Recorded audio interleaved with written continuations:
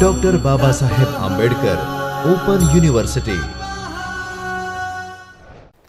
Namaskar students, welcome back. Welcome to the lecture series for the subject Mobile Operating System. I Dr. Himanshu Patel welcome you from the Chaitanya studio of Dr. Baba Saheb Ambedkar Open University.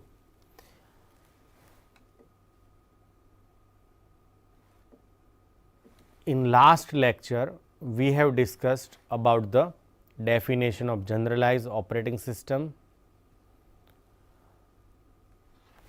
We also discussed the need of operating system, what are the objectives of operating system, what are the functions and views of operating system, and at the end of lecture we have discussed types of generalized operating system, and we discuss one operating system, that is multitasking operating system. In today's lecture we will discuss about various kinds of operating system. So, let us begin with network operating system or NOS. Network operating system is a specialized operating system that has special function to connect and manage autonomous computers in the local area network. The main purpose of network operating system is to allow users to share resources across the computer network. They can share data files or network devices such as printer, DVD drive or other electronic devices. The most widely used network operating systems are Microsoft Windows Server, Microsoft NT, Novell Open Enterprise Server. All modern NOS have many functions additional to generalized operating system. First is a managing the computer and peripheral devices attached in network. Another function is creating and managing the network user accounts and controlling access to network resources. Another function is providing efficient communication services in the network. It also monitors and troubleshoot of network.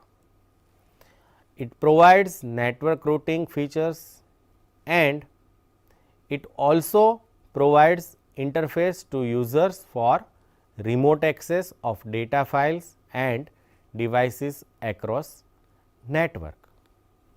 The network operating system is deployed on network server to administrate network resources such as storage device, network prints, computer nodes and communication services. The network operating system has two types. The first type is peer-to-peer network operating system. The peer-to-peer network operating system allow user to share their resources and files located on their computer and also can access resources located on other network computer. In P2P NOS, all users have the same level of rights to access the resources. The data in point-to-point network operating system is stored on different computers within network. The point-to-point NOS basically used for small and medium local area network. We can see in figure the layout of peer-to-peer network OS. Another type of network operating system is client server network operating system. The client server network operating system allows network to store data at central location called server. The computer node in the network are called client and accesses these data through the network. Here server acts as a heart of the entire network system. Server manages users, network resources, access rights and security. To access the data, client need to connect with server. You can see client server network operating system in a figure given on the screen. Now, let us try to understand advantages of network operating system. Network operating system has a centralized server that is highly stable. Second, security issues are handled easily at the server, and third advantage is that due to network connectivity, remote access is also possible. Another advantage is that new technology and hardware can easily be upgraded and integrated to the network. It has less requirement of hardware as it is shareable. So, sharing is another advantage. Data can be stored at central location. It becomes easy to access it from the network. Now, we discuss some of the disadvantages of network operating system. Network operating system servers are costly, that is the first disadvantage. Another disadvantage is that network systems are highly dependent on the server. Users are mostly depend on server for their data. Maintenance and upgradation is required regularly, and it has less security compared to standalone computer system. Since it is use shared resources, it may be subject to security risk. So, these are the some of the disadvantage of network operating system. Another type of operating system is a distributed operating system. So, let us try to understand distributed operating system. Distributed operating system is a multiprocessor system to serve multiple application and users in distributed manner. Here, each node in network works as a complete computer system. Using these multiple node, data processing is done in distributed manner. It works on a wide area network or WAN.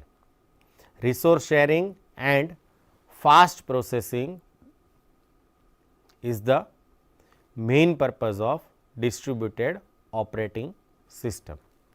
It is not possible to take advantage of thousands of processors on single board, but the multiple processors are realized as a single powerful machine in a network system. This machine is called distributed system. Unix based IRIX operating system, Dynix AIX based on IBM RS6000 are some of the distributed operating system.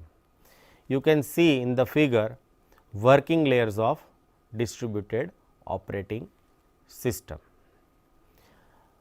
By the distributed operating system, it makes possible to make partitioning a computation into some sub computations which are distributed and run concurrently on various nodes of network, resulting process execution becomes fast. All modern distributed operating system has a many function additionals to generalized operating system. First function is it provides mechanism to run regular program in distributed fashion, which is not possible in generalized operating system.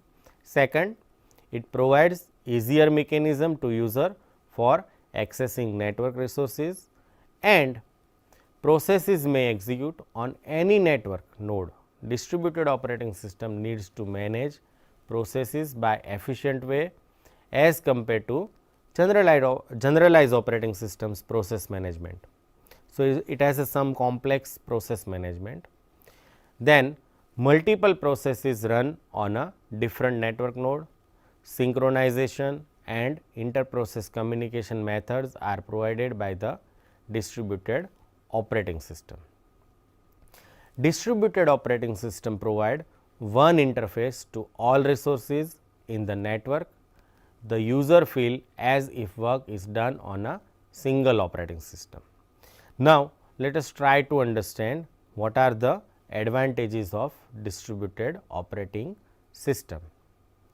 First of all, distributed operating system provides resources sharing in a way that user at one location can be use resources located on other location. The second disadvantage is distributed operating system provides a distributed computing for speedy execution of process. If one of the computer system in a network fails, still computing will be done with the use of remaining node in network. Another advantage of using distributed operating system is that fast, better and effective service can be provided to user. Then less load on the host computers and data exchange can be fast in network. Resource can be added and utilized easily in network. Now, what are the disadvantages of distributed operating? Is there any disadvantage? Yes. First of all, failure of network will stop entire communication. So, network should be up at all time. Second, distributed operating system is very expensive and security issue may arise due to resource sharing in a network. Another disadvantage is message or data packet can be lost in network that affects on distributed computing. High bandwidth is required obviously in network for large data transmission and to provide and maintain common interface for network resource is a big challenge. So, these are the disadvantages of distributed operating system. Now, let us try to understand third type of operating system, which is a real time operating system. As we have discussed earlier that all the generalized operating system works on time sharing. Time sharing systems have some drawback. If there is more load on the operating system, then response time is more and may increase if load increases. In some computation processes, this kind of delay cannot be allowed. Such delay can cause system failure or disaster. For example, any operating system which needs to control the temperature of nuclear reactor 24/7 and 365 days, if the OS fails to control the same for a minute, it may result in blast at nuclear plant. So, in 1980, new kind of operating system was developed that works on small response time. The time taken by the system to respond to an input and display of required updated information is termed as the response time. A real time operating system, in brief RTOS, is a system in which the time required to process and respond to input is so small that it controls the environment. Here, response time is too small as compared to other generalized operating system. So, RTOS responses immediately to user or application's request or within a fixed time frame is known as a real time processing. Real time operating system are used when there are very strict time requirement on the operation of a processor. Scientific applications, weapon control systems, nuclear control systems, air traffic control systems, image processing applications, voice or video calling applications and industrial control systems use real time operating system. Real time systems are of two types. The first type is hard real time system and another is soft real time system. In hard real time system, processes should be executed in given time quantum, processes cannot cross the time limit. Hard real time system gives guarantee that critical tasks are completed on time. All the weapon control systems are example of hard real time operating system. Another is called soft real time system. In soft real time system, processes may not be executed in a given time quantum. It may cross the time limit without harming the system.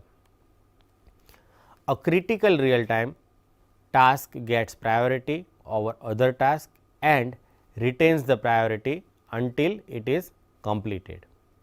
A video or voice calling applications, image processing applications are the example of soft real time operating system. In figure, you can show view of real time operating system. Now, all real time operating system has a many function additional to generalized operating system. Now, we discuss one by one. First of all, RTOS works based on event driven switching.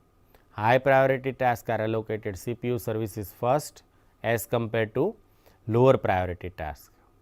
Second, real time operating system needs to work on a fixed time sharing quantum manner and to manage the processor and other resources in a such a way that it meets the requirement of real time applications. Another function is to synchronize with the system events and to respond quickly to any request that needs to manage RAM in efficient manner. It has to provide exclusive access to the computer resources. Now, what are the advantages of real time operating system? Real time operating system is developed to handle critical applications, thus the performance of application is very high. So, this is the first advantage. Another advantage is that it uses its resources at maximum, thus more output from the resources are possible. Another advantage is that it has efficient fault tolerance technique. So, we can say it is error free operating system, and memory management is best compared to generalized operating system. RTOS or real time operating system can be best used for any applications which run 24 hours and 7 days, because it does less task shifting and gives maximum output. So, these are the some of the advantages of real time operating system. Now, we discuss disadvantages of real time operating system. Real time operating system handles limited tasks. Very few tasks can run at the same time. So, this is disadvantage. It uses very heavy system resource, thus it is expensive operating system. Another disadvantage is it runs algorithm complex and difficult.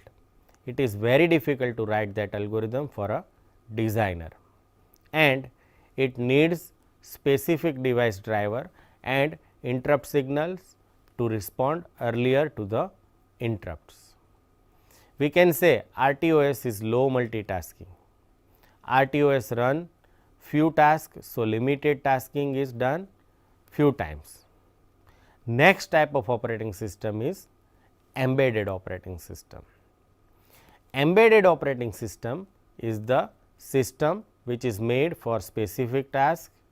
An embedded system is a combination of computer hardware and software.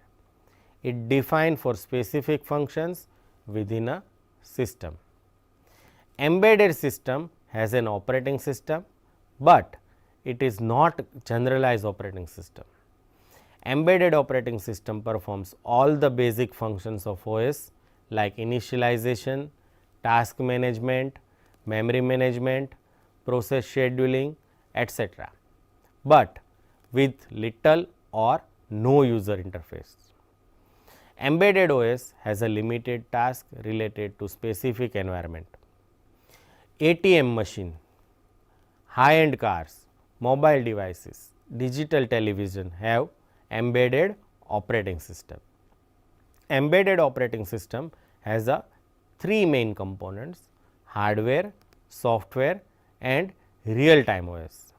Here real time OS supervises applications, software and provides mechanism to handle the process. It sets the rule during the execution of application. Here we should note that small scale embedded systems may not have real time operating system. So, we can define an embedded system as a microcontroller based, software driven, reliable and real time control system. You can see a view of embedded operating system in a figure shown on a screen. Mobile operating system is a part of embedded operating system. Nowadays, various kinds of mobile operating systems are available in market, and Android, iOS and Windows Phone are the most popular mobile operating system. On the other hand, BlackBerry, Symbian, Bada, Palm, WebOS and MeeGo are also mobile operating systems. As the our study is restricted to mobile operating system, here we will learn embedded operating system in the concern with mobile operating system. All embedded systems has many functions in addition to generalized operating system. So, we discussed one by one. First of all, an embedded operating system works on small scale devices. Power management is primary function of embedded work. An embedded OS has a technique to manage tasks with limited memory. Another function of embedded OS is that it must work on a microcontroller or microprocessor. An embedded system is inbuilt with hardware and software, where the hardware is used for security and performance and software is used for more flexibility and features. Now, we try to understand advantages of embedded operating system.